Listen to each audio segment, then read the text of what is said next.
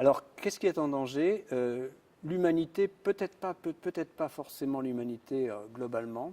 Je ne pense pas, parce qu'on a plutôt une capacité d'adaptation plus importante. Les écosystèmes, disons, l'humanité sera affectée. On parle de réfugiés climatiques, on parle, en gros, j'ai souvent l'habitude de dire que le réchauffement climatique, ne serait-ce qu'avec l'élévation du niveau de la mer et, disons, le fait que les zones désertiques risquent plutôt de remonter vers le nord des régions tropicales, ça rend les régions où il fait bon vivre de plus en plus, disons, ça réduit les régions où il fait bon vivre, je dirais. Je ne crois pas personnellement que l'humanité soit vraiment en danger. Mais ce que montre le rapport, par contre, c'est que les écosystèmes ne s'adapteront pas à certains. À la fois les écosystèmes, disons, la biodiversité perdra, les écosystèmes perdront, et donc certaines, on parle effectivement disons, de disparition d'espèces liées au réchauffement climatique.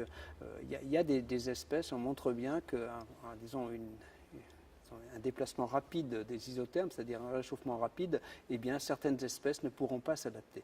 Hein, c'est très clair. Donc, c'est peut-être pas l'humanité qui sera touchée en premier lieu. Il faut aussi penser à, disons, à la faune, à la flore, qui, elle, sera peut-être plus rapidement affectée que nous serons nous-mêmes. Bien sûr, nous y serons, mais je crois aussi qu'on a des possibilités d'adaptation.